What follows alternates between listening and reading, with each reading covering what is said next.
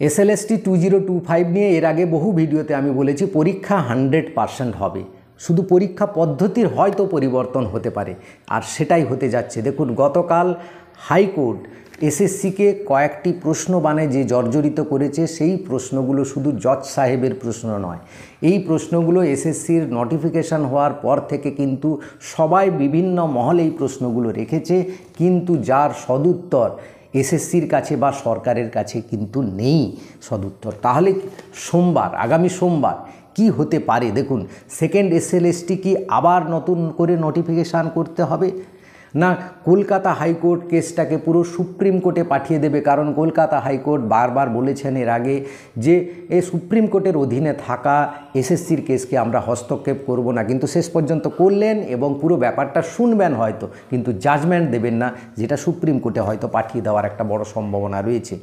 আর তাহলে পরীক্ষা যদি এই সুপ্রিম কোর্টে যদি যায়, তাহলে কি পরীক্ষার পদ্ধতির চেঞ্জ হবে? আর পরীক্ষার পদ্ধতির যদি চেঞ্জ হয়, পরীক্ষা তো কি পিছিয়ে যাবে? এরকম নানা রকম প্রশ্ন রয়েছে। যেমন নতুনরা এই পরীক্ষা পদ্ধতি পরিবর্তন হলে কি নতুনরা কি কি বাড়তি সুবিধে পেতে পারে?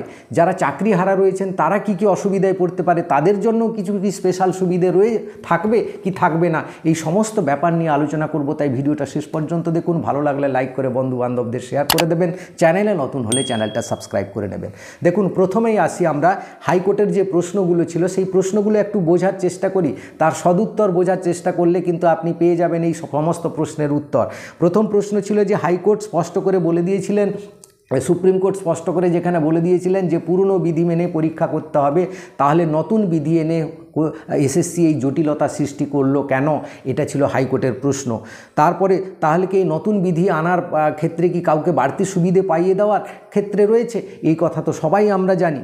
2 নম্বর হচ্ছে চিহ্নিত অযোগ্যদের কেন নতুন নিয়োগে অংশ নেওয়ার জন্য বারণ করা হলো না, অর্থাৎ নোটিফিকেশানে উল্লেখ করা থাকলো না কেন যারা চিহ্নিত অযোগ্য তারা অ্যাপ্লাই করতে পারবে না, সেটা উল্লেখ নেই। অর্থাৎ চিহ্নিত অযোগ্যরাও অ্যাপ্লাই করবে এবং আবার কোনো একটা এজেন্টকে ধরে তারা কিন্তু আবার চাকরিতে বহাল তবিয়তে যোগ দিয়ে দেবে। এবার দেখুন, পরের প্রশ্ন ছিল মাধ্যমিক উচ্চ মাধ্যমিকের নম্বর গ্রাহ্য নয় কেন?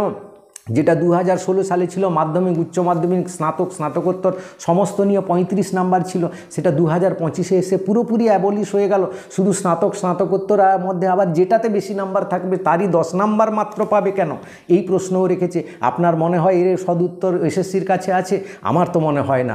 এবার পরে দেখুন, হাইকোর্ট যদি জানতে চায় 2025-এ কেন এক্সপিরিয়েন্সের জন্য 10 নাম্বার আর ডেমনস্ট্রেশনের জন্য বা লেকচার ডেমনস্ট্রেশনের জন্য 10 নাম্বার রাখা হলো কেন?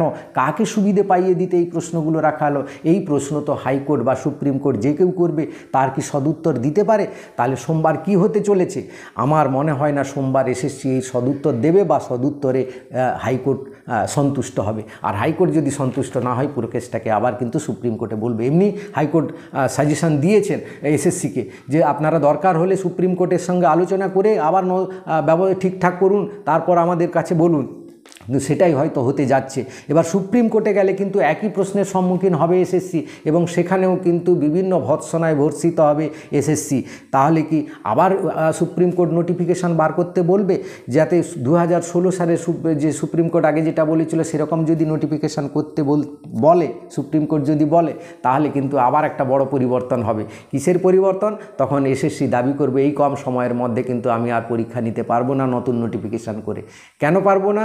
না আমরা পুরনো নোটিফিকেশান অনুযায়ী আমার প্রিপারেশান চূড়ান্ত হয়ে গেছে, আমার প্রশ্নপত্র ছাপানো চলছে, এই সমস্ত নানা রকম দিক। আবার নতুন পদ্ধতিতে হলে সেখানে রিটিনের মার্কস চেঞ্জ হবে, আবার প্রশ্নপত্র বানাতে হবে, তাহলে আমি সেপ্টেম্বরে পরীক্ষা নিতে পারবো না বা পুরো প্রসেসটা আমি ডিসেম্বরে কমপ্লিট করতে পারবো না।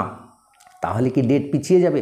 হয়তো পিছিয়ে যাওয়ার একটা বিরাট সম্ভাবনা রয়েছে যদি নোটিফিকেশানের পরিবর্তন হয়। আর এমন তখন পরীক্ষা বিধি যেমন পাল্টাবে, তেমনি ডেট যেমন পিছিয়ে যাবে, তেমনি আরেকটি হবে 2016 সালের নিয়মে যদি পরীক্ষা হয়, তাহলে চাকরি হারা যারা রয়েছে তারা কিন্তু মহা সমস্যায় পড়বে। ফ্রেশারদের কিন্তু জন্য একটা বিরাট দরজা খুলে যাবে। কেন না, একাডেমিকে 35 নাম্বার যেখানে থাকবে, ফ্রেশার যারা রয়েছে তারা মাধ্যমিক উচ্চ মাধ্যমিক স্নাতক স্নাতকোত্তরে বিভিন্ন জায়গায় কিন্তু সব সবচেয়ে বেশি নাম্বার পেয়ে পাস করে আসছে, তারা ফুল নাম্বার 35-এ 35 আছে, সেরকম বেশি অনেকজন পেয়ে যাবে। কিন্তু তাই তাদের জন্য কিন্তু বিরাট একটা সুযোগ এসে গেল, তাদের জন্য একটা বড় দরজা খুলে যাবে কিন্তু।